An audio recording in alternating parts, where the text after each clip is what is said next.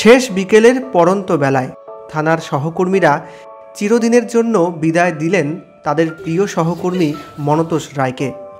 প্রায় এক দশক ধরে রাজগঞ্জ থানার অধীনে সিভিক ভলেন্টিয়ার হিসাবে কাজ করেছিলেন পানিকড়ি অঞ্চলের চান্দার বাড়ির বাসিন্দা মনতোষ রায়। বৃহস্পতিবার রাতে ভাটাপুকুর পানিকড়ি টোলগেটে মদ্যপ লরি চালকের ধাক্কায় মর্মান্তিক মৃত্যু হয় যুবকের। শুক্রবার বিকেলে রাজগঞ্জ থানায় সহকর্মী এবং পুলিশ আধিকারিকেরা অন্তিমবার শ্রদ্ধা জ্ঞাপন করেন। ফুল এবং সেলুট দিয়ে বিদায় জানাতে গিয়ে চোখের জল ধরে রাখতে পারেননি অনেকেই। মিনিট দশেকের সেই নীরব শ্রদ্ধা শেষে পড়ন্ত বিকেলের আলোয় চিরদিনের জন্য রাজগঞ্জ থানা থেকে বেরিয়ে গেল মনতোষের দেহ।